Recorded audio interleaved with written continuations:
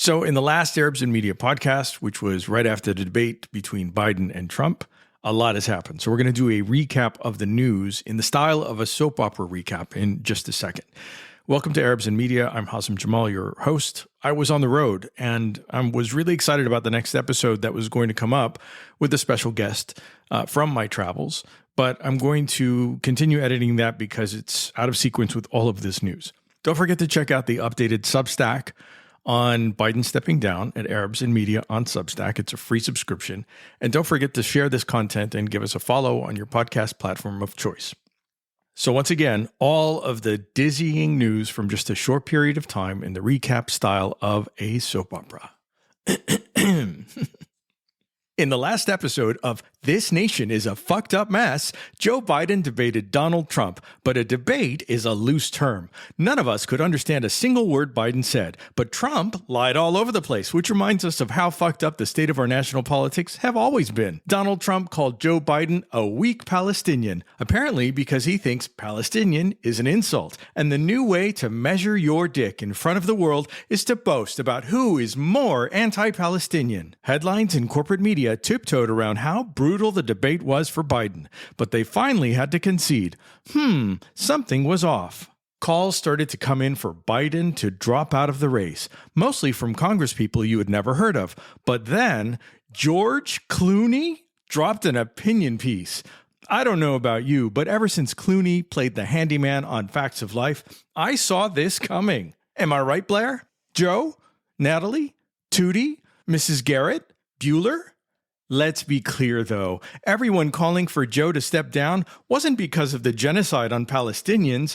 It was because, except for a handful of brave office holders, politicians are mostly sick fucks who have no moral compass. If Biden failed to stop arms shipments for a ceasefire after the relentless, indiscriminate killing of Palestinians, including babies blown to bits in safe zones and refugee camps, then they weren't going to either, by golly. Unless there's a change in policy, in future episodes of these recaps, this will come to bite the Democrats in the ass. Am I right, swing states?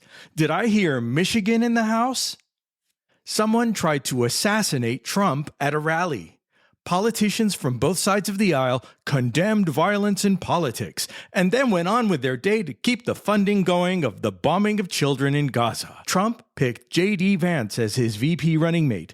The most impressive thing is not that his name sounds like a country music star, but that he's really a tech bro, financed by Peter Thiel. Peter Thiel thinks companies are better than governments because they're essentially fascist and they run more efficiently than a democracy. Trump accepted the nomination and said God was on his side and spared him.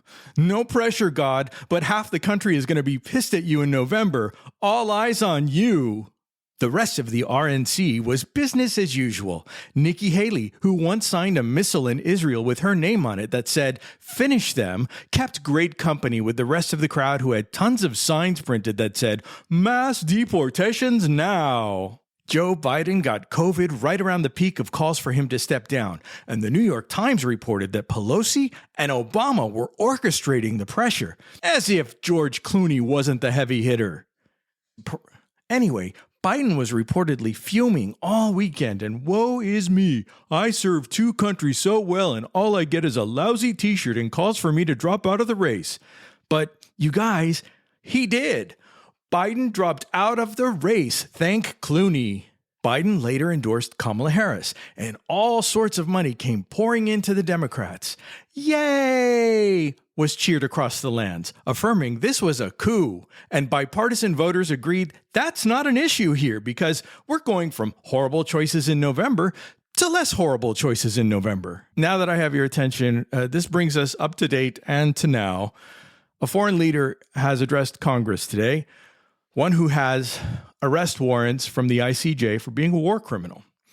After they destroyed 70% of Gaza with American tax dollars, creating over 30,000 Palestinian orphans, unleashing disease on a civilian population, including now polio, making a return, with forced starvation, and a military that has admitted they shoot civilians and children just for fun. And the most prestigious medical journal, Lancet, projecting 186,000 killed Palestinians as the real number. There's only one question for the new Democratic nominee.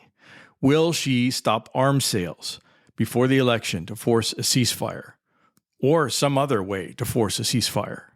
Or is it going to be word salads and business as usual disguised as American impotence over someone else's verified genocide?